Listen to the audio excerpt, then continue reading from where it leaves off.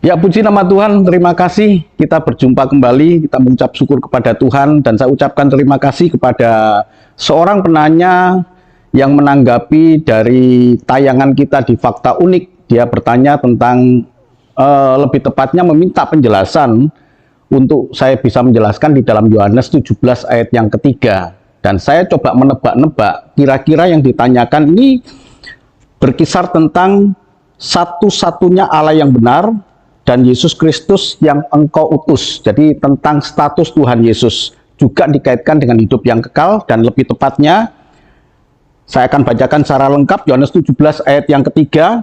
Inilah hidup yang kekal itu, yaitu bahwa mereka mengenal engkau satu-satunya Allah yang benar, dan mengenal Yesus Kristus yang telah engkau utus. Nah, saudaraku yang kasih Tuhan, saya sangat memahami bahwa ayat ini tidak bisa dianggap sebagai satu kebenaran mutlak karena harus berdiri sendiri, tidak bisa.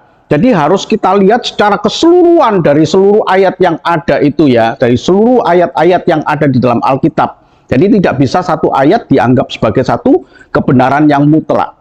Jadi hidup yang kekal, tentu saudara-saudara, kalau merujuk pada ayat ini, engkau mengenal Allah, satu-satunya Allah yang benar, itu adalah hidup yang kekal. Nah, kalau kita mengenal Allah yang benar, yaitu Allah Bapa sebagai satu-satunya Allah yang benar, maka kita percaya juga akan ucapan dari Allah yang benar ini, yaitu Allah Bapa. Lalu apa ucapannya itu? Nah, maka banyak frame, banyak ayat-ayat yang berkaitan dengan hidup yang kekal itu.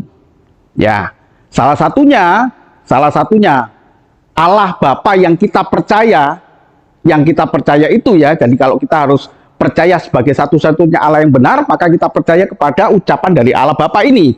Allah Bapa berkata, inilah anak yang kukasihi, kepadanya aku berkenan. Nah, itu salah satu. Maka Allah Bapa menunjuk kepada anaknya. Ya. Untuk apa? Untuk orang percaya kepada anaknya. Jadi ada satu rangkaian yang begitu manis ya. Allah Bapa kita percaya, ucapannya kita percaya, kemudian Allah Bapa berkata, inilah anak yang kepadanya aku berkenan. Karena Allah Bapa menunjuk pada anak yang kepadanya aku berkenan, maka saya juga percaya kepada anak yang ditunjuk oleh Allah Bapa itu. Siapa? Nah, Tuhan Yesus. Nah, lalu apa yang dikatakan Tuhan Yesus? Tuhan Yesus katakan ya bahwa karena begitu besar kasih Allah akan isi dunia ini, maka diberikannya anaknya yang tunggal. Barang siapa yang percaya kepadanya tidak binasa, melainkan beroleh hidup yang kekal. Jadi dikatakan inilah hidup yang kekal itu, yaitu mereka mengenal engkau. Engkau siapa? Allah Bapa. Satu-satunya Allah yang benar. Satu-satunya Allah yang benar. Dan mengenal Yesus Kristus yang telah engkau utus sebagai perwakilan dari Allah yang tidak kelihatan.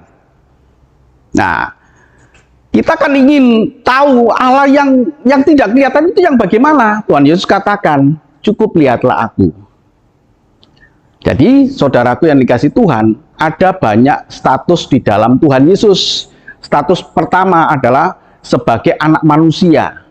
Status yang kedua, dia sebagai hamba. Status yang ketiga, sebagai nabi. Jadi, kalau ada orang percaya hanya pada Yesus sebagai nabi, ya kita hargai, gitu ya, kita hargai.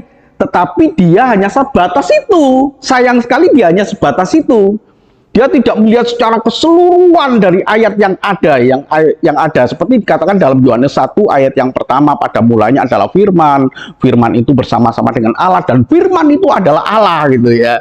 Dan kemudian dilanjutkan, dan firman itu menjadi manusia dan tinggal di antara kita. Nah, itulah hidup yang kekal.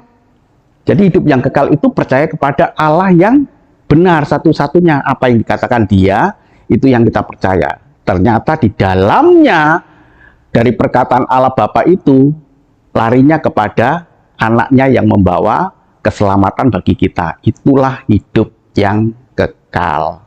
Tuhan memberkati. Amin.